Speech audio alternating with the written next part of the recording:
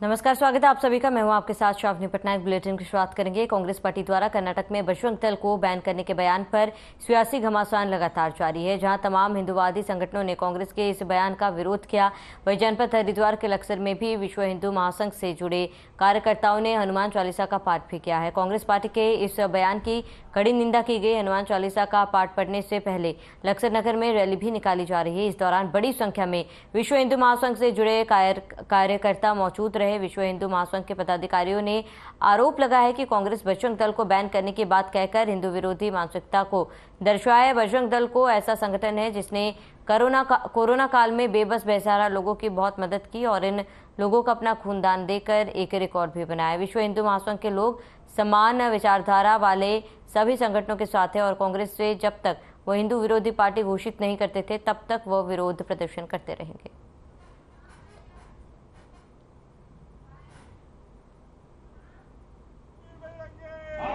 हम आज इस उपलक्ष्य में यहाँ पर उपस्थित हुए। ये जो कांग्रेस की दोहरी नीति है, ऐसा नहीं चलेगा। कानून सब के लिए एक है। जो बजरंग दल को बैन करने की मांग कर रहे हैं, किस स्थिति में कर रहे हैं? बजरंग दल एक ऐसा दल है जिसने कोरोना काल में भी एक रिकॉर्ड स्थापित किया। सबसे ज़्यादा खून उन्होंने दान किया, जो लिम्का बुक ऑफ रिकॉर्ड में आज भी दर्ज है। और हम विश्व हिंदू महासंघ के उस मंच से यहाँ पर उपस्थित हुए। हम जो समान विचारधारा वाले संगठन है, हिंदुत्व को जो सपोर्ट कर रहे हैं, उनके लिए संघ हमेशा खड़ा रहता है कि मैं आज हिंदुओं को अपने अधिकार के लिए लड़ना पड़ रहा है और मैं अपने हिंदू भाइयों को जगाना चाहती हूँ, मातृशक्ति को इसके लिए आगे आने, क्योंकि जब जब देश में विपत्ति आई है तब तब मातृशक्ति ही आगे बढ़ी है, चाहे वो दुर्गा हो चाहे काली है। आज मैं इस मंच आप लोगों के मीडिया के माध्यम से यही कहना चाहूँगी कि आज भी वही परिस्थिति आ रही है। सभी बहनों को काली और दुर्गा का रूप लेना होगा और अपने हथियार अपने परिवार और बच्चों के लिए उठाने पड़ेंगे। जय कांग्रेस को दिलों से निकालने के लिए हमने एक कार्यक्रम रखा है, क्योंकि कांग्रेस आज से नहीं, आज से 20 साल पहले से हिंदुत्व को ख़त्म करने का कार्य कर रही है।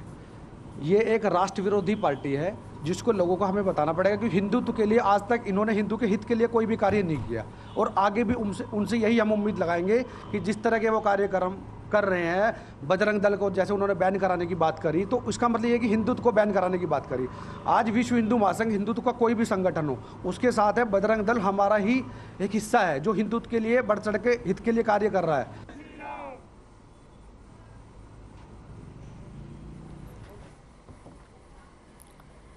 वरिष्ठ राज्य आंदोलनकारी सुशीला बलूनी का पार्थिव शरीर पहुंचा हरिद्वार। खड़गड़ी स्थित शमशान घाट पर अंतिम विदाई दी गई। राज्य आंदोलनकारी राजनेता और परिजन अंतिम यात्रा में शामिल हुए। राजकीय सम्मान के साथ उन्हें अंतिम विदाई दी गई।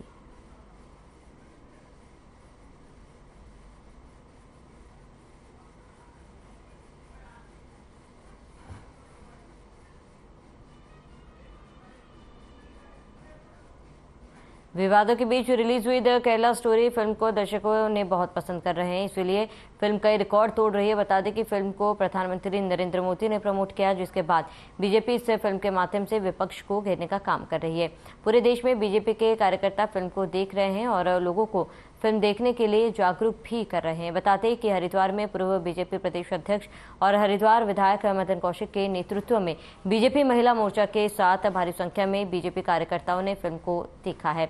विधायक मदन कौशिक का कहना है कि कश्मीर फाइल के बाद द केरला स्टोरी फिल्म सच्ची घटना पर आधारित है। इन फिल्मों के माध्यम से ही समाज में इस तरह की घटनाओं के बारे में जानकारी होती है। देश के नौजवानों को इस फिल्म को बढ़ चढ़कर देखना चाहिए, जिससे वो अपने जीवन में परिवर्तन कर सके।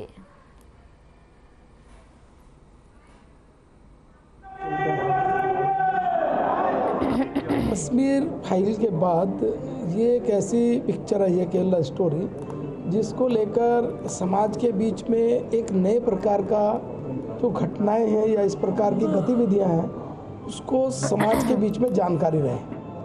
सवाल संख्या का नहीं होता। कुछ लोग मैंने देखा है कि वो कह रहे हैं कि 32,000 नहीं। मेरा कहना कि संख्या अगर एक भी है, दो भी है, तो वो संख्या दो भी तो गलत है ना। तो आज समाज के रूप में इस प्रकार की पिक्चर आने के बाद और मैं समझता हूँ कि नौजवानों को बढ़ चढ़ कर देखनी चाहिए इस पिक्चर को।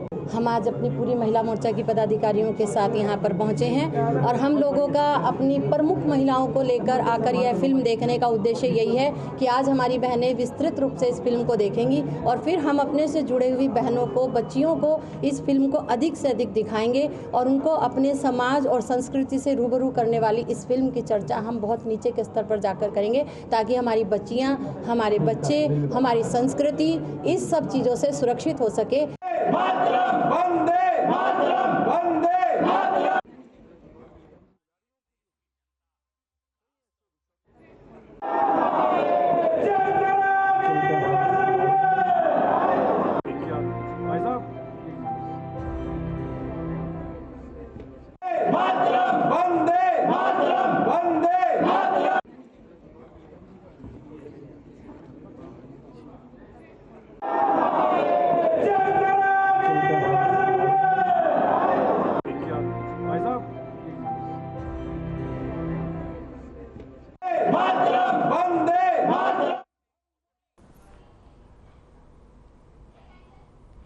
सांस्कृतिक, ऐतिहासिक और धार्मिक नगरी अल्मोड़ा में रामकृष्ण मिशन के 125वां स्थापना वर्ष धूमधाम से मनाया जाएगा। कार्यक्रम में उत्तराखंड के पूर्व मुख्यमंत्री और कद्दावर नेता भगत सिंह कोश्यारी स्वामी विवेकानंद गेट का भूमि पूजन करेंगे। स्वामी विवेकानंद द्वारा स्थापित रामकृष्ण मिशन की स्थापना के 125वीं वर्षगांठ पर रामकृष्ण कुटीर अल्मोड़ा 1 महीने तक सांस्कृतिक और भक्ति सहित तमाम कार्यक्रम का आयोजन करेगा।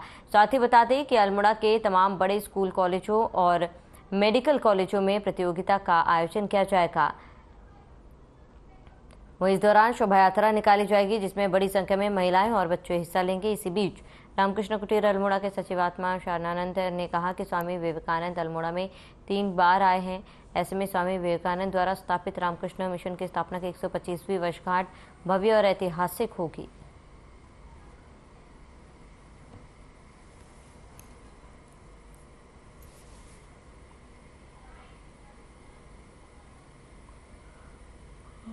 कुछ शास्त्र हैं, उनकी ऊपर प्रवचन है, या कोई बाहर से कोई स्वामी जी बुलाए हैं, उनको न्योता दिया, वो कुछ बोलेंगे।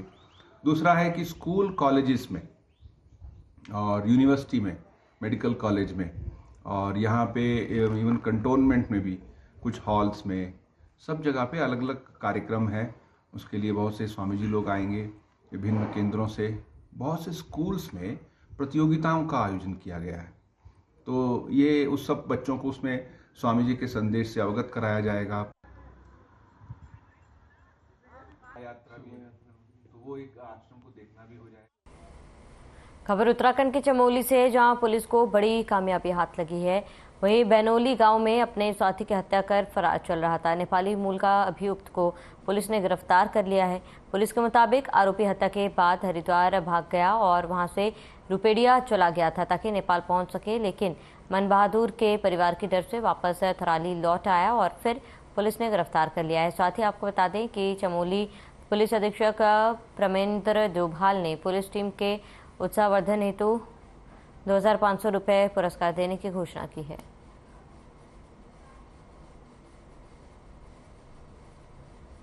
राजस्व क्षेत्र में ये मुकदमा 29 तारीख को कायम हुआ था, जिसमें मन बहादुर जो यहाँ पर एक नेपाल मूल का व्यक्ति था, यहाँ पर काम के सिलसिले में आया था, उसकी हत्या कर दी गई थी। 7 तारीख को ये केस हमारे पास रेगुलर पुलिस में आया था और उसमें हमारे सीओ कर्णप्रयाग और इंस्पेक्टर थराली ने की टीम ने मिलकर पिछले 3 दिनों में अथक प्रयास से जो इसका मुख्य अभियुक्त भक्त बहादुर गिरी, उसको आज गिरफ्तार किया है और इस घटना का अनावरण किया गया।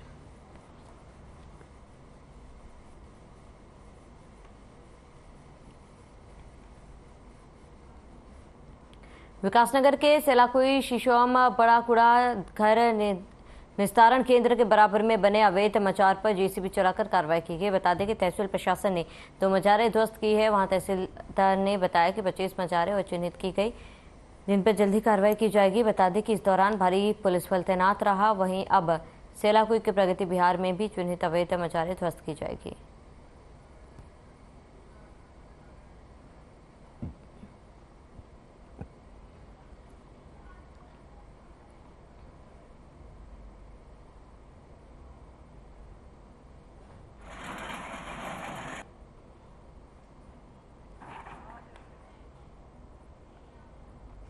उत्तराखंड कांग्रेस ने मुख्यमंत्री पुष्कर सिंह धामी की विपक्षी विधायकों के साथ बैठक की सराहना की है। नेता प्रतिपक्ष यशपाल आर्य ने इस पहल को लोकतंत्र के लिए अच्छा कदम बताया है। उन्होंने कहा है कि पक्ष विपक्ष की राजनीति होती है, लेकिन विकास के लिए राजनीति नहीं होनी चाहिए। आपको बता दें कि पिछले दिनों मुख्यमंत्री पुष्कर सिंह धामी ने विपक्षी विधायकों के विधानसभा क्षेत्रों की समीक्षा की थी और उनके द्वारा सुझाए गए विषयों पर सरकार की ओर से सकारात्मक कदम उठाने की बात कही। सीएम धामी ने विपक्षी विधायकों से उनके विधानसभा क्षेत्रों में विकास कार्यों की रूपरेखा तैयार करने की बात कही थी और कहा था कि सरकार की ओर से जल्द इस दिशा में पहल की जाएगी।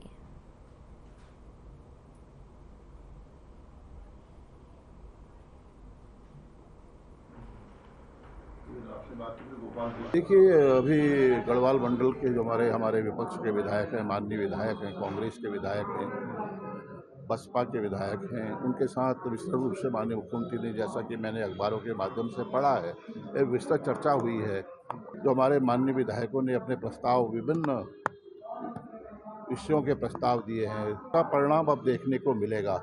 लेकिन बेहतर पहल है। लोकतंत्र में यह आवश्यक है कि पक्ष विपक्ष की राजनीति होती है, लेकिन विकास के मामलों में कहीं पर किसी प्रकार के दुराव नहीं होना चाहिए।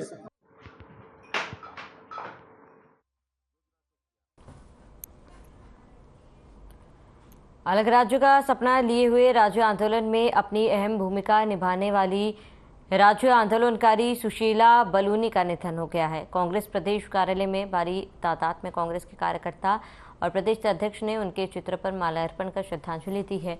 इस मौके पर प्रदेश अध्यक्ष करण महारा ने कहा कि सुशीला बलूनी का राज्य आंदोलन में बहुत ही महत्वपूर्ण योगदान रहा। यह राज्य की किसी भी सरकार में प्रदेश के ज्वलंत मुद्दों को लेकर अपनी आवाज़ को बुलंद करती है और राज्य हित के लिए लगातार सामाजिक कार्यों में लगी रहती थी।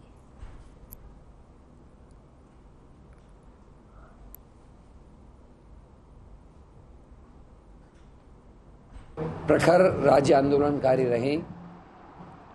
सामाजिक सरोकारों से गहरा नाता उनका दिखाई देता था, उनके बोलने में, उनके व्यवहार में, और बहुत ही ईमानदार छवि के जनरल खंडूरी जिस समय मुख्यमंत्री बने तो उससे प्रभावित होकर एक पार्टी की सदस्यता उन्होंने ली। लेकिन यदाकदा जब भी उनसे मिलना होता था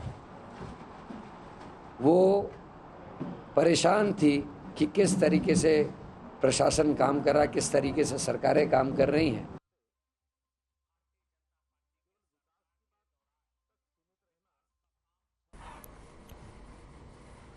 कानून व्यवस्था, बेरोजगारी, महंगाई जैसे मसले को लेकर कांग्रेस पार्टी ने एक एल्बम को लॉन्च किया है। कांग्रेस पार्टी का कहना है कि सरकार को नींद से जगाने के लिए एल्बम को लॉन्च किया गया।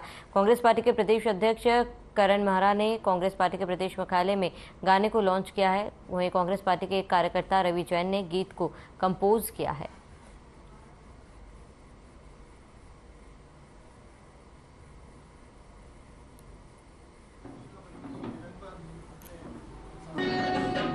जैसा कि हमारे भाई वैभव वालिया ने अभी एक्सप्लेन किया कि एक साल में इतनी सारी घोटाले, इतनी सारी बदइंतजामियाँ आप सबने देखी हैं कि उसको भाषणों में कहना बहुत मुश्किल है। लेकिन जिस तरीके से रवि जैन साहब ने अपने इस छोटी सी एल्बम में, म्यूज़िक एल्बम में सामने प्रस्तुत किया है, निश्चित ही वो बहुत प्रभावशाली है। और हम खुश हैं कि कांग्रेस के हमारे साथी ने एक ऐसी एल्बम बनाई है जिसमें बीजेपी के लगभग सारे काले कारनामे सामने आ रहे हैं।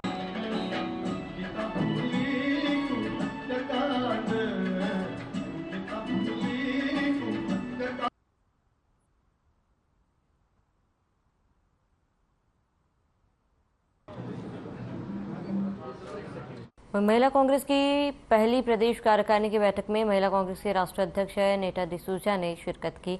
उन्होंने बताया कि पहली बैठक के दौरान राज्य के हालातों पर चर्चा की गई है। इसके साथ भविष्य में कांग्रेस को मजबूत करने को लेकर भी मंथन किया गया है। उन्होंने बताया कि भविष्य में होने वाले चुनावों को लेकर महिला कांग्रेस की भूमिका को लेकर भी चर्चा की गई, जिससे महिलाओं को ज़्यादा से ज़्यादा भागीदारी मिल सके। वहीं इस बार भाजपा के प्रदेश मीडिया प्रभारी मनवीर सिंह चौहान ने पलटवार किया। उन्होंने कहा कि चाहे हमारे केंद्र में नरेंद्र मोदी की सरकार हो या फिर राज्य में सीएम धामी की सरकार हो, बीजेपी हमेशा नारी सशक्तिकरण की पक्षधर रही है।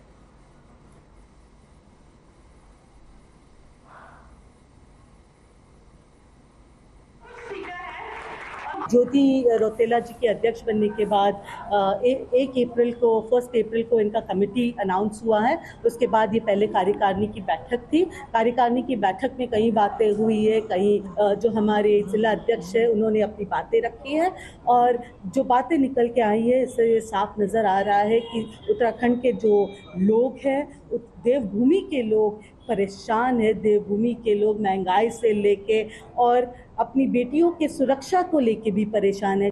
देखिए, हमारी चाहे केंद्र की आदरणीय नरेंद्र मोदी जी की सरकार हो या हमारे प्रदेश की मुख्यमंत्री पुष्कर सिंह धामी जी की सरकार हो, भारतीय जनता पार्टी हमेशा नारी सशक्तिकरण की पक्षधर रही है और नारी सशक्तिकरण और महिलाओं के कल्याण के लिए हमारी सरकार की कई महत्वाकांक्षी योजनाएं चल रही हैं और नारियों को आगे बढ़ाने के लिए भारतीय जनता पार्टी ने संगठन ने भी बहुत उनको आगे बढ़ाने का काम किया है।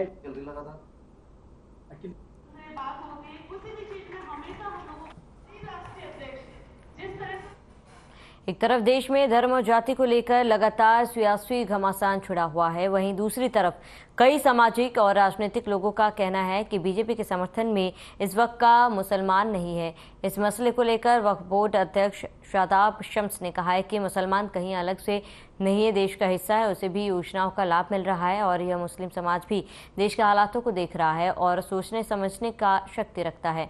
इसलिए मुस्लिम समाज सोच समझकर भारतीय जनता पार्टी की सदस्यता ग्रहण कर रहा है। उसे अपने बच्चे के भविष्य की फिक्र है और वह जानता है कि यह बीजेपी में संभव है।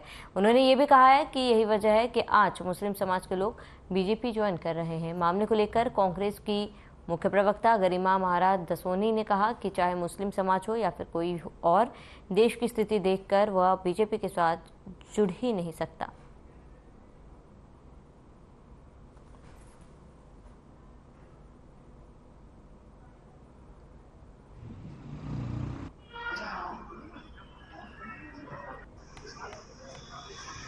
मुस्लिम समाज अलग से नहीं है, वो देश का हिस्सा है। वो भी, उसे भी सारी योजनाओं का लाभ मिल रहा है, वो भी देश के हालातों को देख रहा है, वो भी सोचने समझने की शक्ति रखता है और इसलिए मुस्लिम समाज अपना अच्छा बुरा सोच समझ के भारतीय जनता पार्टी की सदस्यता ग्रहण कर रहा है। वो अपने बच्चों के उज्जवल भविष्य के बारे में सोच रहा है, जिसका जीता जागता प्रमाण है कि आज मुस्लिम समाज के बहुत बड़े बड़े नेता भारतीय जनता पार्टी की सदस्यता को ग्रहण कर रहे हैं। भाजपा नेता शादाब शम्स ने एक बयान दिया है कि मुस्लिम समाज के लोग लगातार भाजपा से जुड़ रहे हैं और उनका रुझान भाजपा की ओर बढ़ रहा है। मैं शादाब शम्स से कहना चाहती हूँ, आप मुगालते में हैं जनाब। मुस्लिम समाज हो या किसी भी समाज का व्यक्ति हो, यदि वो देश से प्यार करता है तो वो भाजपा से जुड़ ही नहीं सकता, क्योंकि भाजपा ने पिछले 9 सालों में झूठ परोसने के अलावा और कुछ नहीं किया। झूठे वादे देश की जनता से किए जो अब जनता को सालने लगे हैं। महिला अपराध की श्रेणी में अगर बात करें तो लगातार अपराधियों को संरक्षण देने वाली पार्टी भाजपा बनती चली जा रही है।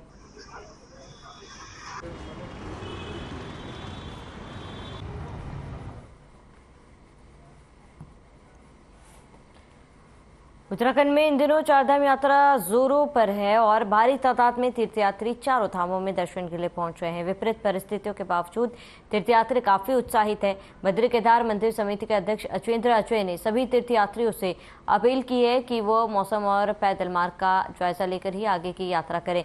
उन्होंने केदारनाथ धाम में रात्रि में रुकने के लिए आने वाले तीर्थयात्रियों से कहा है कि वह पहले अपने ठहरने की पूरी व्यवस्था कर लेता।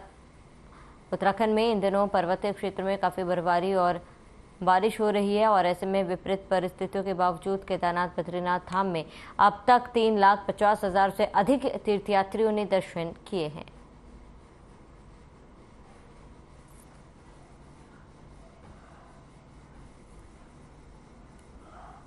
श्रद्धालु है, तीर्थयात्री है, उनके उत्साह में किसी प्रकार की कोई कमी नहीं दिखाई पड़ रही है और श्रद्धालु तीर्थयात्री बड़ी संख्या में धामों की ओर आ रहे हैं। अब तक केदारनाथ जी और बद्रीनाथ जी में लगभग 3.5 लाख से अधिक श्रद्धालु तीर्थयात्री आ चुके हैं। और जिस प्रकार से, क्योंकि आप जानते हैं कि मौसम खास करके केदारनाथ धाम में बड़े प्रतिकूल हो रहा है और वहाँ की भौगोलिक जो परिस्थितियाँ हैं वो भी विकट है। इस दृष्टि से लगातार वहाँ पर जो यात्री हैं, श्रद्धालु जो केदारनाथ धाम आना चाहते हैं, उनसे हम लगातार अनुरोध कर रहे हैं कि वो केदारनाथ धाम की यात्रा करने से पूर्व मौसम का अपडेट लें, पैदल मार्ग का अपडेट लें और ख़ास करके जो लोग बच्चों के साथ में, बुजुर्गों के साथ में यात्रा कर रहे हैं, उनसे विशेष एहतियात बरतने की हम अपील कर रहे हैं।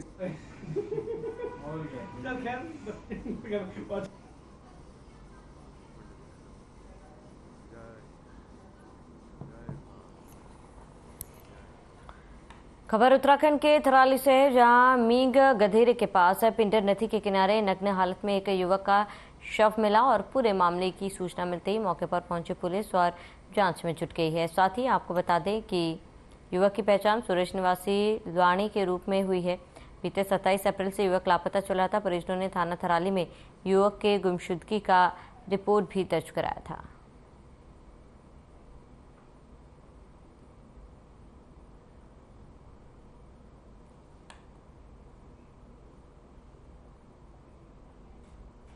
खबर दिनेशपुर थाना अंतर्गत कालीनगर क्षेत्र से, जहां पुलिस ने अतिक्रमण किए गए दुकानदारों के चालान किए। इस दौरान कालीनगर बाजार में अफरा तफरी का माहौल बना हुआ है। मुख्य सड़क के किनारे बसे अतिक्रमणकारियों के द्वारा आनन फानन में अतिक्रमण को हटाया गया। जिन दुकानदारों ने फड़ के रूप में दुकान लगा रखी थी, पुलिस ने उन दुकानदारों को हिदायत देते हुए चालान काटा। इस दौरान 32 अतिक्रमणकारियों के 6400 रुपये का चालान किया गया।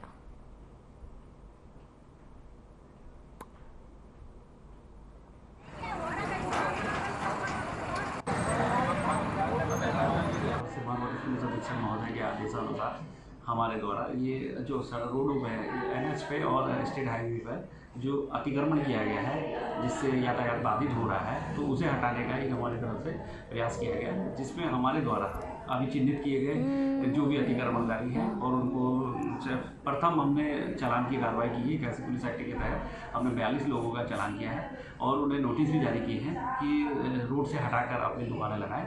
और इस पर उनके द्वारा हमने मीटिंग भी ली है और उनके द्वारा सहमति व्यक्त की गई है। और उस समय बाद कालीनगर का जो रोड पे जो अतिक्रमण है वो अतिक्रमण मुक्त हो गया है।